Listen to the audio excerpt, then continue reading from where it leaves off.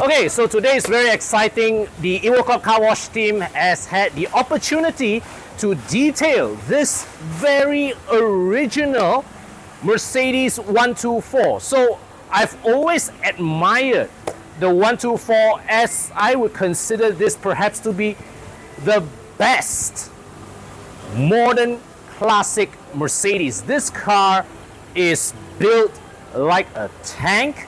All right, and it's still a handsome looking car today. And what's more, check this out. The version that we are getting here is the Wagon.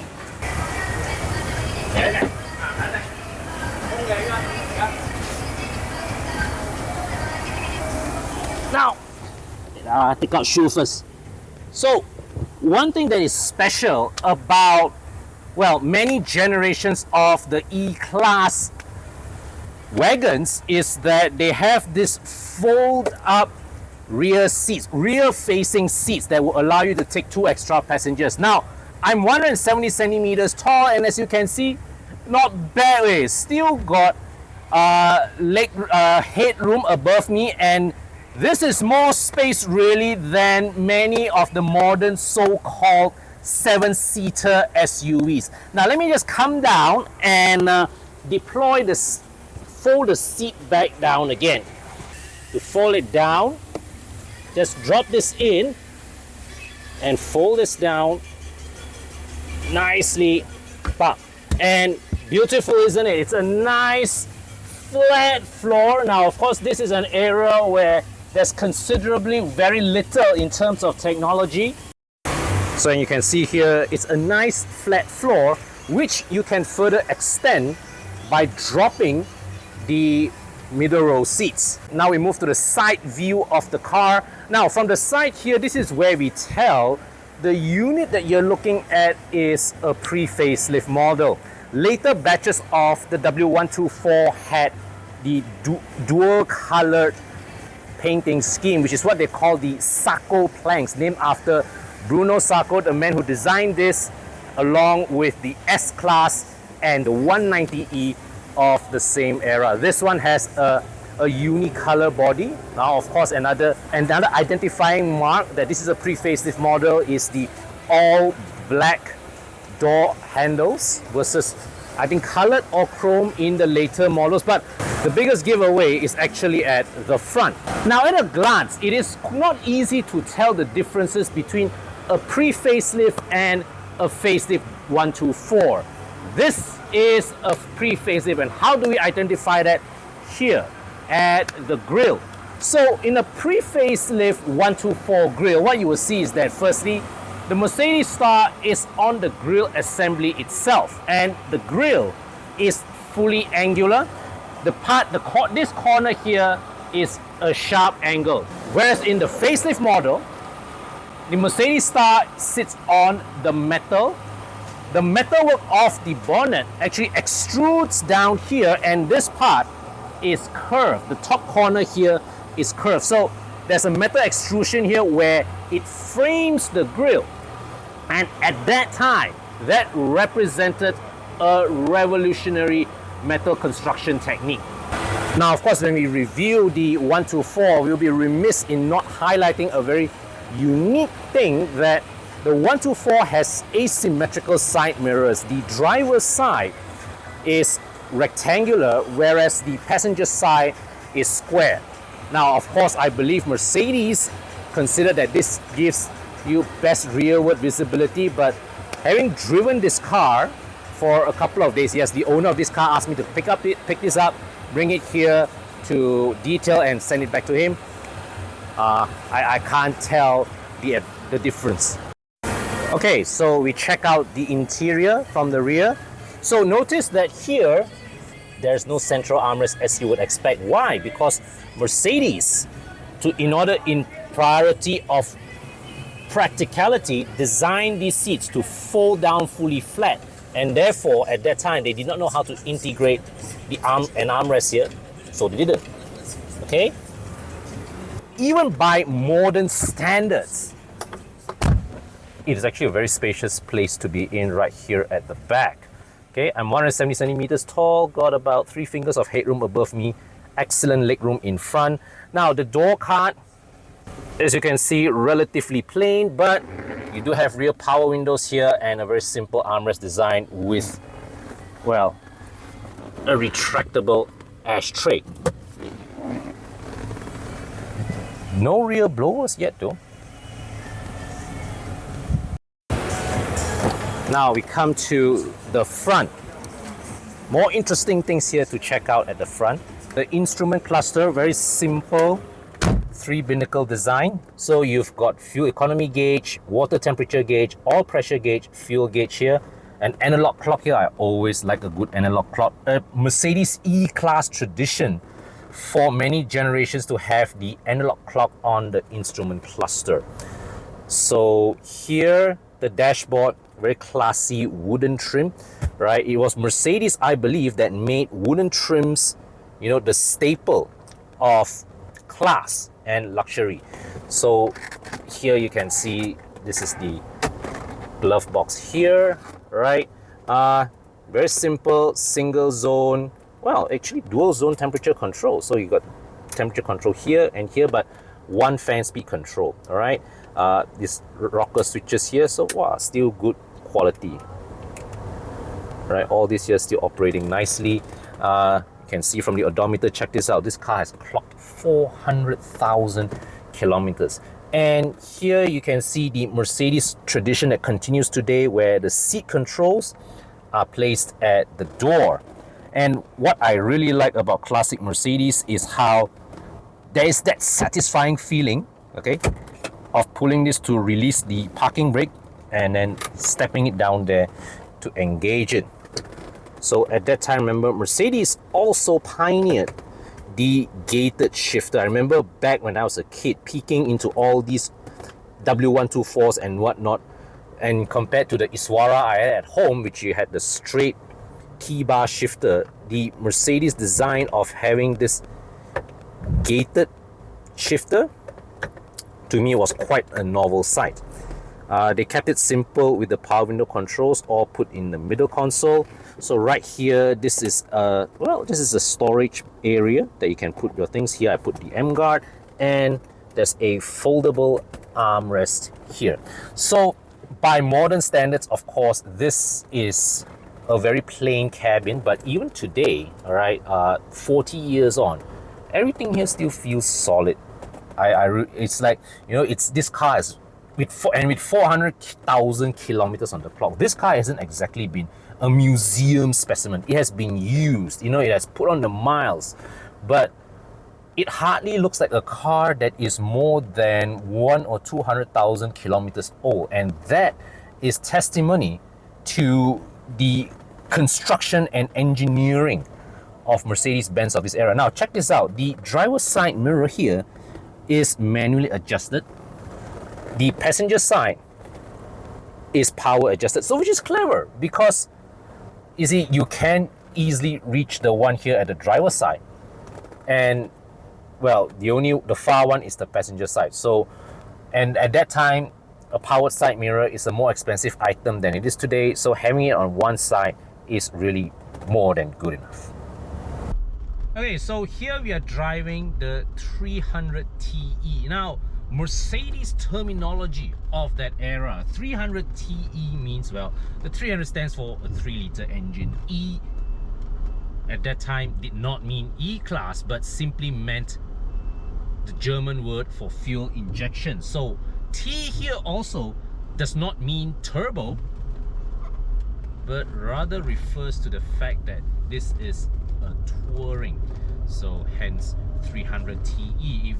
If we were in a coupe, this would have been the 300CE.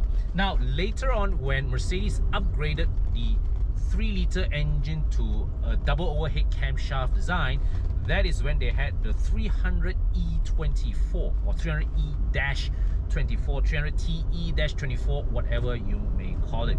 It was only until 1993 when Mercedes finally streamlined the model name, came up with the whole C-Class, E-Class, S-Class convention. That is when we then had the E220, E240, E280 and whatever not. So here, the 300 TE, well, this really feels like driving a tank on the road. It is not a very fast car despite being one of the range topping models of the 124 range, but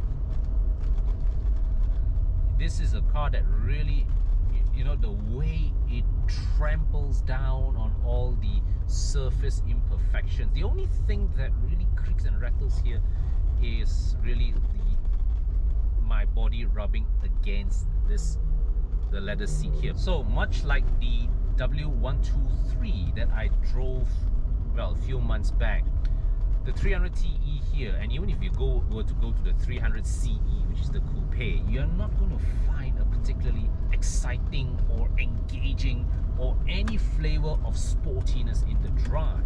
Now, people often complain that Mercedes cars of this era were like boats lah, they were unwieldy and all that, and I think that is a rather unfair statement, because you see, remember one thing, Mercedes built these cars to ferry leaders, to ferry captains of the industry, and these guys occasionally have a serious need to get from point A to point B at speed, at a very quick rate. So these cars are built to go fast. Well, not all of them have engines powerful enough to do so, but well, the upper variants are. They are meant to get you from point A to point B at a rate faster than people in a Toyota Corolla. So, you see, a Mercedes may corner with more body roll than a BMW of the same era. You may not get the same kind of steering feedback as an E34, but be assured of one thing. If you need to drive one of these things fast, they do have the chassis, the ride and handling capability to handle that speed. You see, like right now, I'm coming up to a bend at speed. Slow down, gun, push it. Now this is a 1.5, 2 ton estate, and the nose pretty much goes where I pointed. There is no sense of uncertainty or uneasiness as I hustle the bends along. Now granted, this will not be your first weapon of choice to attack Genting, but back in the day, the equivalent of the North-South Highway, cars like these, or rather back in the German Autobahn, cars like these, they fly up and down the German Autobahn. So right now, as I get up to speed and the engine is in song with momentum behind my back, this thing, it's going, man. It's going. It is willing to go. I remember many years ago, I've driven a 300E 24 valve. That engine was not as lively as this one when pushed. This guy, oh my god, this guy's got some speed under its belt. Right, change lane in the middle of the bend, no issues at all. No issues at all. So don't buy into the argument that Mercedes cars of this era can't handle. They can. They just don't handle like a BMW. Amazing for an engine that has 400,000 kilometers under its belt. Oh man, this guy still pulls. It still pulls. You see, I'm actually not going very fast, but because I've been accustomed to driving much more modern, much more refined cars, the sense of speed here is pretty palpable, and there is that rawness. Now, this is not a common word that you associate with Mercedes, but this guy here has has that beautiful rawness to its character. Oh, this is such a delight to drive. Now I understand why. You see, a funny story. While this car was being washed at the shop, another customer saw it and was prepared to offer, well, a princely sum for this car, and the owner flat out said, no, I enjoy the car too much. Those were his words. I can see where he's getting at now. I see where he's getting at now. This car is a delight to drive. It's a delight to drive. Now, one thing about the W124s, most of the 124s in Malaysia are the 4-cylinder 200E, 230E, the 220E masterpiece, right? Because of our road tax structure, 300s like this are comparatively rare. So most of the time we see 124s on the road, or when we sit in one, they are typically noisier, right? But the engine needs to be worked harder to get up to speed. But this guy, this 300 here with the 6-cylinder engine, oh my god, its speed in this guy is a breeze. It's an absolute breeze. The engine pulls. Oh, this is such a lovely engine. This is such a lovely engine. After Mercedes phased out the 124, subsequent generations of the E-Class, the 210, the 211, the 212, they had a mix of 4 cylinders and V6 engines, which, in my opinion, well, you went from inline-six to V6. You do sacrifice a bit of refinement. So I still remember when back in 2016, well, I was still in Carlis at that time. Remember when the news came in, when news came out that when Mercedes announced that they were bringing back the inline-six engine, I was like, finally.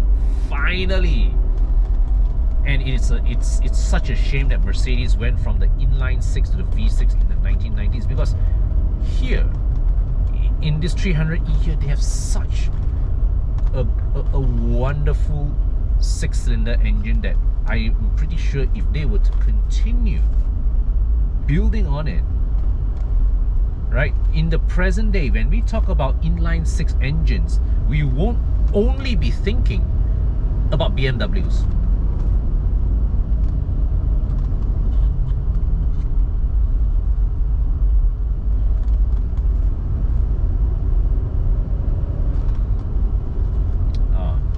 Almost at my destination, but this car is such a sweet drive, I think easily it's January, so it's a lovely car to start the year with. So the W124 is, well, one of Mercedes' evergreen models, and I think many of us had some form or another experience this car, whether it's, you know, as a child growing up, seeing your rich neighbor, your rich uncle having one of these, or if you grew up in one, right? Or when you were younger, you aspired to this car. Alright, do share with me your thoughts in the comment section, your story with the Mercedes 124, and I'm pretty sure many of you have had fascinating stories with this car, lovely stories, inspiring tales. Or maybe you were maybe even if you were a taxi driver who made a living driving one of these up and down everywhere, do share your experiences with us as well, because we know that besides being luxurious and well built, the 124s are also renowned to be very, very durable cars. So I thoroughly enjoyed my experience here with this one, and I hope you enjoyed this video just as I enjoyed filming it. Alright, give me a like, subscribe to my channel if you have not already done so. You can chat with me on Telegram, scan this QR code here on the screen, you see on the screen, or follow the link in the description section below. All right, and I'll see you in the next one.